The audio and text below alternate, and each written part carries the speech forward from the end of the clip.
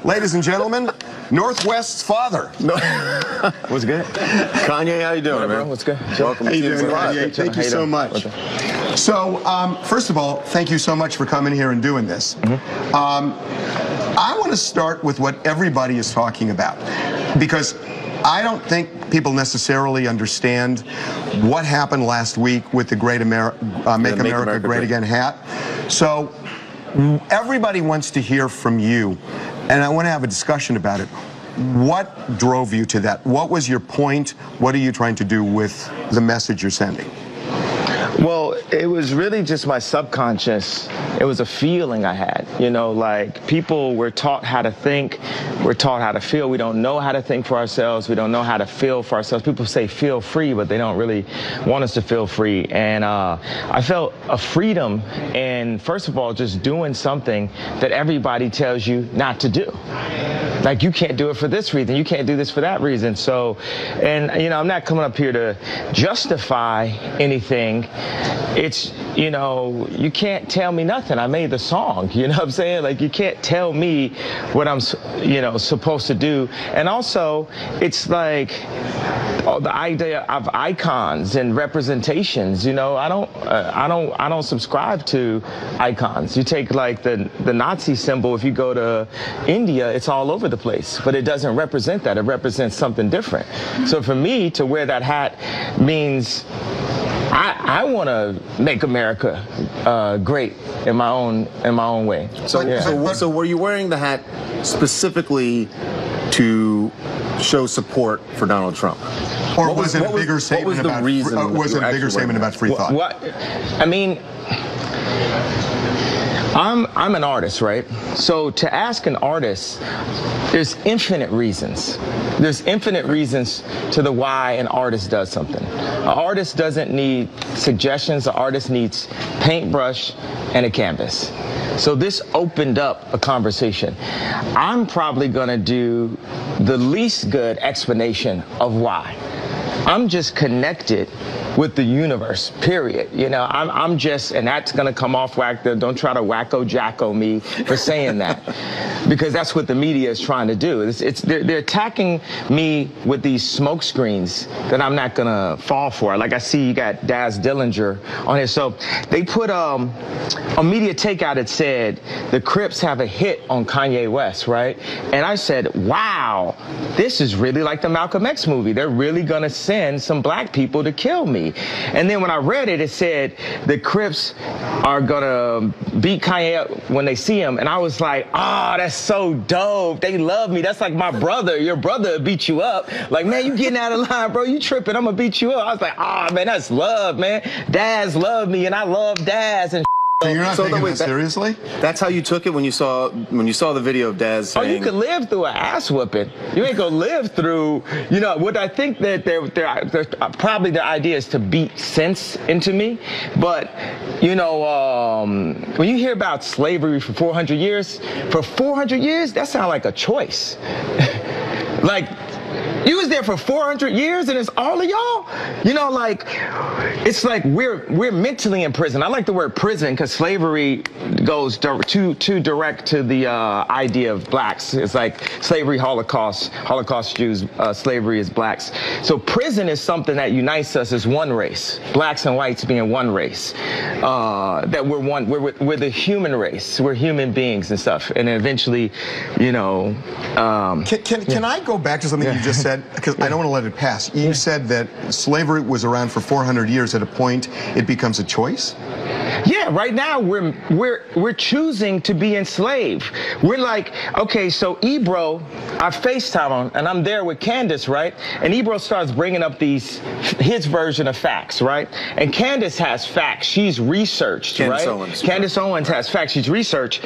And then Candace just pulls out her Jedi lightsaber and just, you know, chops Ebro's head off with facts. Then Ebro FaceTimes me the next day, and he's talking about the scoop and poop. He wants to talk about music now. I said, yo, you gonna have Candace on your show? He's like, nah, I'm not. She's mean. So you're gonna stifle her voice, Ebro. You're choosing to enslave people's minds. You're choosing to not let the truth be free. Can I give you my translation of what happened last week and tell me if it's right? Okay. The way I see it, you don't necessarily endorse, embrace the views of Donald Trump as much as you want to show people that they shouldn't be intimidated from showing their true feelings, expressing themselves freely, and that the hat is a lightning rod for this kind of free thought that is lost in our society because people get bullied and shouted down and they're intimidated to the point where they have to shut up. Is that fair? It's the mob. The mob tries to tell you what to think. The mob tries to make all blacks be Democrats for food stamps and stuff. It's the mob. Like, and by the way, you're just talking to the emotion. When you get Candace, ask her, she's going to drop you the facts. We're going to have Candace on in a bit. The kid, if you ask the kid that stood in Tiananmen Square in front of the tank why he did it, he might not be able to explain that. But you can't diminish that moment if I can't give you the direct explanation. But that kid had a righteous point of view that he really believed in, and that's why he was standing in front of the tank. My righteous point of view is free thought. Now, if you want to ask me, I don't have extremely strong political opinions. You could talk to John Legend if you want some political. I've never been into politics. I just love Trump. That's my boy. Like, it's like so many rappers. You'll look at a video of Snoop Dogg loving Trump, but then he get in the office and now they don't love him. Like, Trump is one of rap's favorite people, right? But we talk about this, that before he was elected president, people in hip hop, it was an in thing to put Donald Trump in your rhyme somewhere. And by the way, I am in hip-hop, but I'm not just in hip-hop. I'm a black person in the black community, but I'm not just that. I feel like one thing is people try to minimize me to artists, hip-hop, black community. Yeah, I'm always going to represent that, but I also represent the world. I represent not even the future. It's the now. We're in 2018. We're in the now, bro. You know what I mean? And I represent the now, and I represent what the possibilities of a new peaceful planet. We're at the beginning of it. You saw the North Korea, but people denounce that. And you say, you said this thing, you put this whole thing. People love to say all, every, blah, blah, blah. It's not that. It's 100 sides to every story. So if you talk about Trump, there's a laundry list of things that I don't have in front of me that my friends would text me or write me emails and say, he did this. Some of them Obama did too, but it wasn't, it's loud and stuff. Wow, the room is quiet in here. The room is quiet now and stuff. So you have their attention. Okay, and then there's positive things, right? And that never comes out. That's when they refer to fake news because it can be skewed and stuff. It's like the media and the liberals and the echo chamber and all that is having the most sore loss of all time. Like that, we're gonna just keep putting out. It's like torture porn. We're gonna keep showing you negative, when these are human beings. Even like with George Bush, people said don't apologize. I'm like, wait a second, I just saw George Bush pushing George Bush Sr. in a wheelchair and he just lost his wife. Do you know how bad I would want to go to George Bush and say, I'm sorry for hurting you. I was an artist, I was hurting when I went up to the telethon.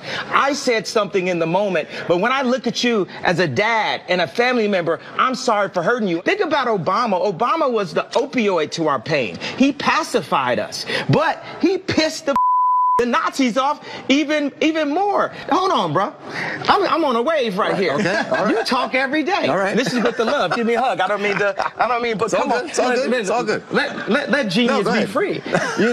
So we're going to go and talk. I want to talk to the guys in Charlottesville on both sides. On both sides. Do you know what Obama would say? He'd be like, man, if you're this, blah, blah, blah, I'm not a white supremacist. I don't support white supremacy. By the way, white supremacy is a redundant statement in America. Whites are supreme in America. That's what we taught. I went home and my mom and my dad, wow, they're all in one. My wife said to my daughter, tell daddy what you learned in school. And she said, I learned that mama's white and I'm black. I said, damn, I wish I got the heads up. They said, no, we had to tell her because of Martin Luther King's birthday. But a white teacher told her that. So what does it mean to be black in America if a white teacher tells her that she's black? You might be Kanye West's daughter, but you black. My daughter was free. We start putting these ideals on people. That's why we are in a simulation. When you're 3 years old, 2 years old, you go and you hop up on a coffee table, and then your auntie that you don't really like comes to you and says, don't jump on that while you're playing. It's a coffee table. Now you're 3 years old. You don't care about coffee or a table. This went from being something that elevates you while you're playing to something that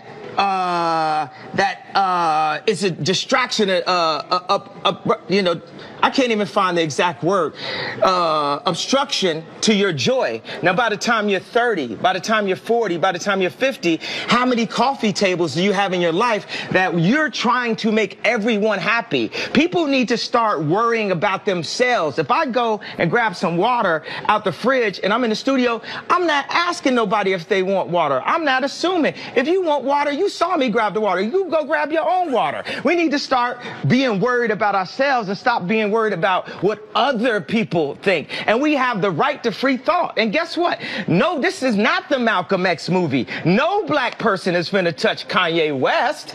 We got love. Nobody finna touch me. Nobody. Okay, so we're going to take a break, but I just have to ask one quick thing. Based on what you've just said here, it sounds to me you got precisely the reaction you wanted by wearing that hat. I didn't want a reaction. You wanted a reaction. No. You knew there was going to be a reaction. I knew there was going to be a reaction, but I'm just living my life day by day, doing what I feel and what the Spirit calls upon me to do. But it also opens up this dialogue that you're not apologizing, because everybody else, when they make a statement like that, they end up apologizing because they're so worried about what people say on social media. Well, you know why? You know why when I went to visit him the first time, right after the election. Yeah, and I took the tweets down and everything. Yeah. Because I was drugged the out, bro. I was drugged out. I was on opioids. 2 days after I got off of opioids, and I was addicted to opioids, 2 days I got off of opioids, I'm in the hospital, right? I'm taking hey, everyone listen to this, please. 2 days before I was in the hospital, I was on opioids. I was addicted to opioids. I had plastic surgery because I was trying to look good for y'all. I got liposuction because I didn't want y'all to call me fat like y'all called Rob at the wedding and made him fly home before me and Kim got married. I didn't want y'all to call me fat, so I got liposuction, right? And they gave me opioids, right? And I started taking 2 of them and then driving to work on the opioids, right? Then my boy, and I'd always ask my boy, you know, to hand me of his, you know, we on tour, give me some weed, blah, blah, blah. So he had to go give me the opioids. And there was talks amongst my camp, like, Ye's popping pills, right?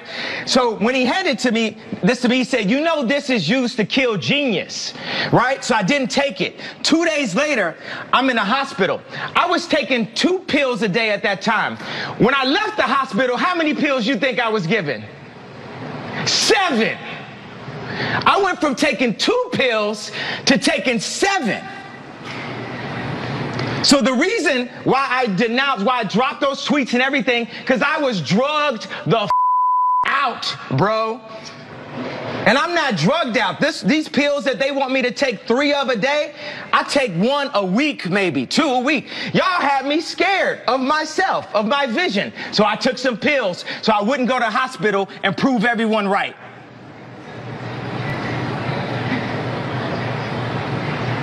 We are drugged out. We are following other people's opinions. We are controlled by the media. And today it all changes. You got Tupac and Lennon in that hallway. Today it all changes. We need to think how to think free. We need to be free thinkers. Then we need to learn how to feel free. People say feel free, but we don't even know how to feel free or think free. Say what you feel, positive or negative. I just got off the phone with J. Cole. He said, how you feel when they said the Crips is gonna kill you? I said, man, that was the headline. But when they said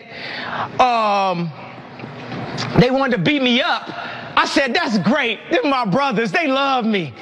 They don't want nothing to happen to Ye. They just want to beat some sense into me. I love Daz. I love the Crips. I love the Bloods. I love everyone. But you and I have had a talk about this, Kanye, that you say you have to love everybody. I just don't believe that, because I think there are people who are evil and people who want to hurt you. And I think you've got to distinguish people, and however you want to do it, but you've got to distinguish this group from this group, or this person from this group. Okay. The people are not. And you want to hear everybody's side, but people are not. At some point, it's probably better just to have Harvey, because I got too much to say, and when y'all both say stuff, y'all just gonna confuse my stream of thought. Okay. I love you, but you can sit here. That's cool. Now I was gonna. Thanks. I was gonna stand on this chair right now, right? You know why I'm not standing on the chair right now? Do you all remember an Oprah Winfrey moment? Mm-hmm. What do y'all remember, Oprah Winfrey? Who's that? Tom Cruise. He was in love, right? He jumped on the couch, and what happened? Now he's crazy. So because of that, I'm not gonna hop on my coffee table. He's also a Scientologist. Does that, okay, that makes him crazy? Crazy a little bit. Okay, so you're more crazy to be a Scientologist. So Scientology is a lesser religion than any other religion, right? They believe in aliens. Wait a second. Scientology is a lesser religion than any other religion. That's what you're saying? It's not believable, and it's not a religion. So what's a religion? Well, they're not classified as a religion. And what's the reason for that? Financial gain? Oh, they don't have as much money as the church. Yeah, you're going to lose this one, Charlie. Yeah. You're going to lose. You're going to lose this one. I think we've gotten a little off. Okay, so look. No. Hold on. What do you mean? We haven't. We're on now. We're on now. You remember I gave the. How many people are feeling? How many people felt something that I said today? Raise a hand if you felt something that I said today. Do you feel that I'm feeling, do you feel that I'm being free and I'm thinking free? Yes. I don't think you're thinking anything.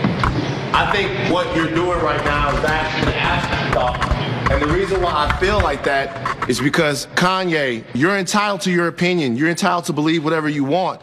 But there is fact and real world, real life consequence behind everything that you just said. And while you are making music and being an artist and living the life that you've earned by being a genius, the rest of us in society have to deal with these threats to our lives. We have to deal with the marginalization that has come from the 400 years of slavery that you said for our people was a choice. Every day we have to walk into that truth while you choose to say things that, to be honest with you, dog, are nonsensical. You want to think freely?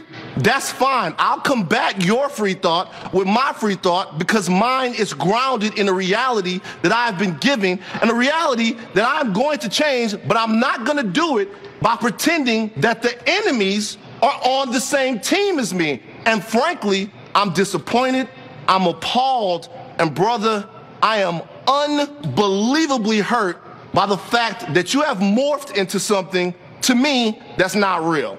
That's the way I feel. Stand on all the coffee tables you want to stand on. Say whatever you want to say, but don't throw a stone, then hide your hand like the rest of us are just going to swallow it. Yay, be yay. I'm off it forever.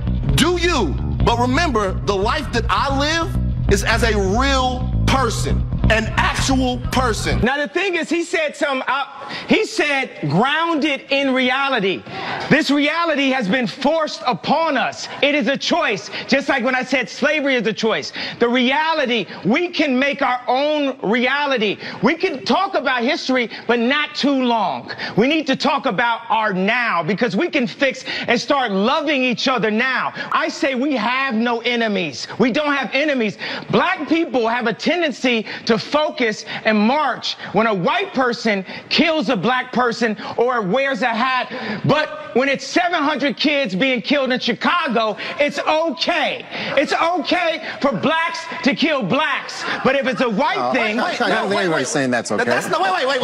There's been more focus and more marches that is a lie. About don't whites killing blacks than kids in Chicago killing each other. That's a lie. There are black people working. There are no marches. Over 90% of black people getting killed are killed by other blacks. No, that's a fact. The black homicide rate is a fact. That is a fact. Black on black crime is a fact. But there are black people.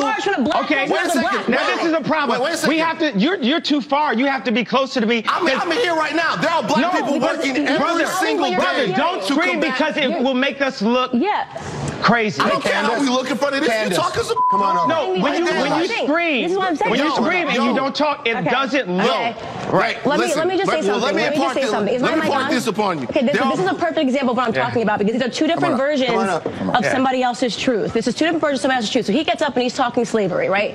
Okay, I'm not enslaved, so that it's like I don't mean to insult his reality. No, Kanye, come on over. I just wanted to give him a hug.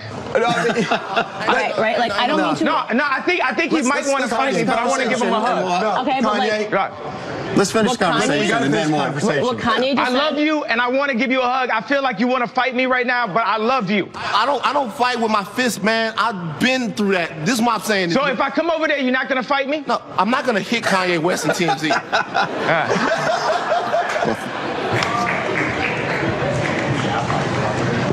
Bro, you got to be responsible, man. Bro, I'm sorry I hurt you. You got to be responsible. No, I'm sorry I hurt you, bro. Your voice is too big. You got to be responsible. I'm sorry I hurt you, bro. I love you, bro. I'm sorry I hurt you with my words, bro. Yeah, bro. I love you, bro. Responsible, man. Bro, you got to be responsible. I didn't mean to say things that hurt you. I didn't mean to wear the hat out the blue and shock so many people and not give them a way out of the pain. I understand that gave them pain, that made them see pain. But guess what? When I went into the hospital. We're now in the hospital. TMZ is the hospital to fix the world. Obama. Bro? Yeah. That's not true. Listen, first of all, calmly. What's your name, though? I'm Van. It's not true. I'm sorry for disappointing you, Van. Yeah, listen. Yeah. Calmly. Yeah. What you said up there a second ago, the statistic on black on black violence is true. What they don't tell you is there are people dedicating their lives to working throughout the problems of black people. There are black people every day, boots on the ground. Right now. They're all over the place that are working towards this. Like every single day, people are trying to fix this problem. The narrative that black people don't care about black lives until a white person takes them is false. That is not true.